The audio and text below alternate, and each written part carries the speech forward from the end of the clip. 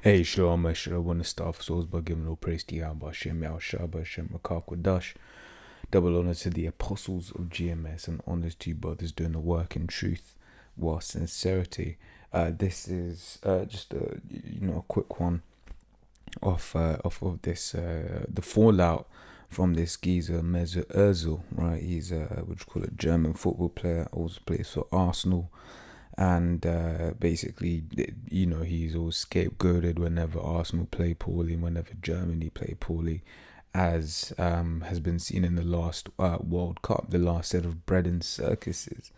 Right now, basically, want to get onto it in this one is basically the fact that let me get the quote that he said, right? And this is a sentiment that's been felt by Jake. When Mesut Ozil, of course, is a Jake, but as in like your Caribbeans or whatever, they're always, let's say Nigerian born, Anthony Joshua, let's say, if he loses, right? So he says, I am German when we win, but I'm an immigrant when we lose, right? And he basically says, look, man, I don't even want to put on this Germany top anymore. I don't want to represent you. And it basically made me, consider what the scripture saith. Right? Because, and we'll get into it as well. This is another one that says, it's not just Mesut Ozil. All diaspora footballers face the same conflict. Right? And, this one's from The Guardian. The first one's from the BBC. Right? Basically goes into the fact that, you got these, other... let me read this. Diasporas the world over find themselves in a tug of love between their home nation and their country of origin, right? But then basically what this geezer Ozil's been saying is like, look, man, y'all have been taking the piss. Y'all are just some racist ass motherfuckers, which the German FA Football Association have rejected. Right, but it made me think of this, what the scriptures say in Isaiah 13 and 14, right? It says, and it shall be as the chased roe, and the sheep that no man taketh up, and they shall every man turn to his own people, and flee everyone to his own land, right? So, hey, when you start seeing a lot more of the hatred, that these Edomites, the so-called white man, has, right? These heathen nations, the ones that can afford, will dip off. They'll be like, nah, man, fuck this, man. Y'all ain't show me the respect. And hey, the thing with Germany, right? I forgot which article it was. Right, and let me see if it's in here. Must be in here then. Nah, it's not in this one. But basically, with Germany, what it was is after World War II, right? They basically needed a load of workers to come. Right, so they had these special work visas, and basically you had a lot of people migrate from Turkey to Germany, right? Because Germany had lost men. Right, that's the problem. You after war, you lose men, and then now you need people to fight. So it is, you've got these these Turks that came over to Germany, right? Ozil being one of them, right? Went over to Germany, and then it was Ozil's grandparents rather. Right, and then in fact, it must have been this article that touches on it. Or maybe it was a previous one. Maybe it was the one I was reading before. Yeah.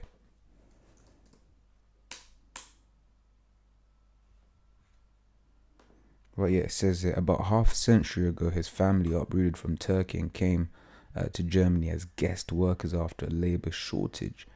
Right, it says some 60 miles up the road in Gelsenkirchen, the grandparents of Mesut Ozil do the same thing. So right, basically these devils needed, they needed the men, right? So they got a whole load of men to come over from the lands. But then now that times are good, now they're like, why are you here? This, that, and the other. Oh, you Turkish bastard! This, and he goes in his statement when he was announcing his retirement, was going into the fact that these are the things that are being said, right? So when you're average man on the street, because at the end of the day, man, he's gonna go to wherever the money is because he's getting big bucks, right? But for your guy on the street that maybe has enough to leave, and there isn't enough of an incentive for him to stay, right? When these devils start showing their true colors, they gonna fuck off. Right, so they shall every man turn to his own people. Right, so that xenophobia gonna be kicking in. Xenophobia being the fear of different, right? The fear of other people. Right, intense or rational dislike or fear of people from other countries. Right, that's the definition there. Right, you're gonna be seeing that in these days to come. Right, these race rights, these race wars. Right, it says everyone that is found shall be thrust through, and everyone that is joined unto them shall fall by the sword. Right, so you have these nigger women, in these which you call predominantly white neighborhoods, right, which got married as these white men, right. Hey, in that day, they ain't gonna make it. They shall be thrust through.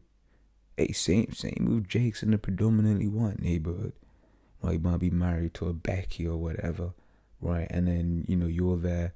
And then you think everything's cool, but then the dad will just come in and be like, look, man, I never liked you, right? Get out style, right? And then instead of trying to take your brain, they're just trying to chop you up for dinner, right? It says Sirach 12 and 8, from verse 8, rather. It says, a friend cannot be known in prosperity, and an enemy cannot be hidden in adversity, right? So in times of good, right, you don't know who your people are. You don't really know who you can trust, right? But it says, and an enemy cannot be heard in adversity. So the contrary is also true, right?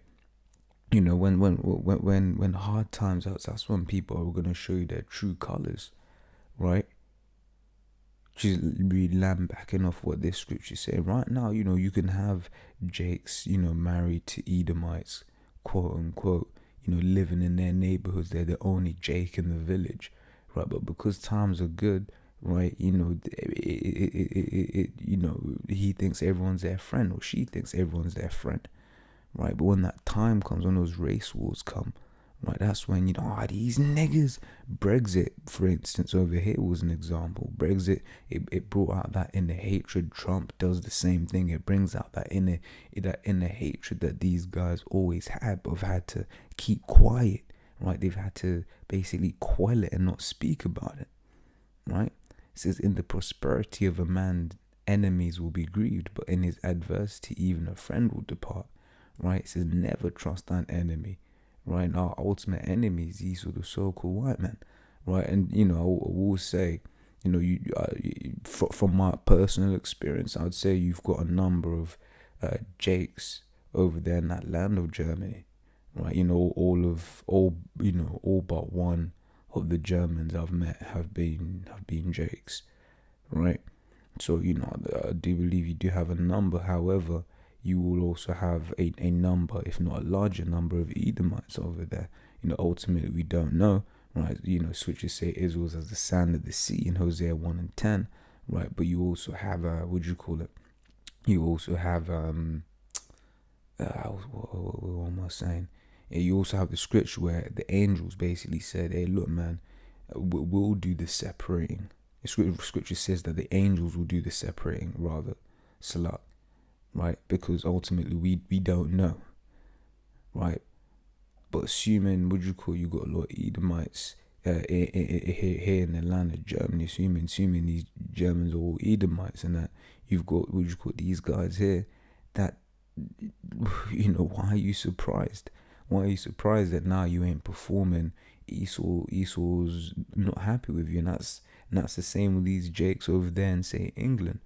Right, once again, you've got a lot of Jakes in England. We've also got a lot of Edomites in England, right?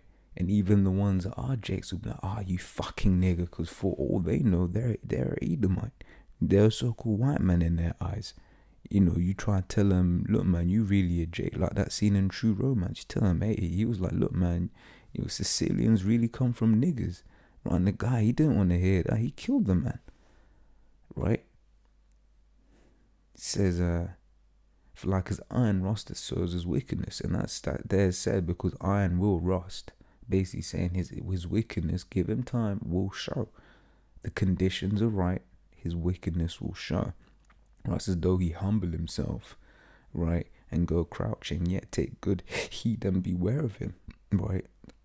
And thou shalt be unto him as thou hast wiped a looking glass, and thou shalt know that his rust hath not been altogether wiped away. right? So basically, he's saying, hey, he might come with that smooth talk. Hey, hey, you Turks, man, come over to Germany. Hey, we need help. We'll give you special guest workers. Hey, look at the Windrush. The Windrush was a similar thing, and the same thing happened to those Jakes. So this isn't just a a thing that English Edomites would do. It's a thing that German Edomites be doing as well, right? It says, and now shall be unto him as if thou hast wiped a looking glass, and thou shalt know that his rust hath not been altogether wiped away. Set him not by thee, lest when he overtaken thee, he stand up in thy place. Neither let him sit. The basically don't have this guy anywhere near you. Don't have your enemy near you. And our biggest enemy is Esau, right? It says, lest he take thy seat, and now at the last remember my words and be pricked therewith.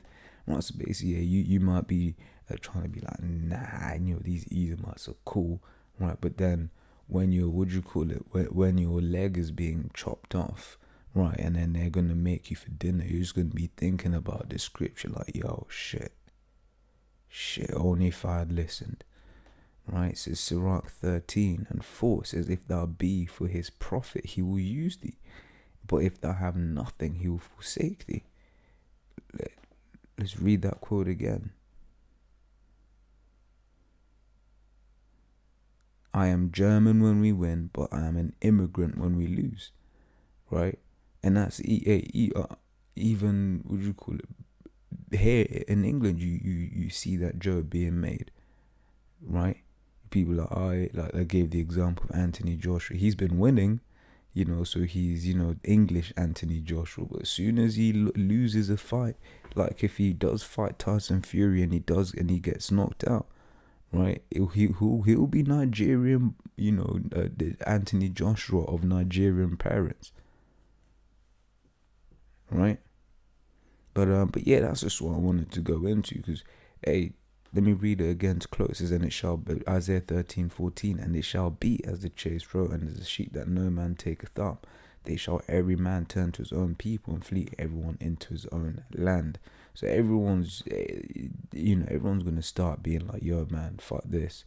I'm going to just stick with my people, because, these guys ain't down. These guys don't want me here. These guys ain't for me, right? And yeah, that was just the point of going into this, because this was basically happening on here. You're like, nah, these Germans don't want me, fuck them, right? So yeah, till the next time, say shalom.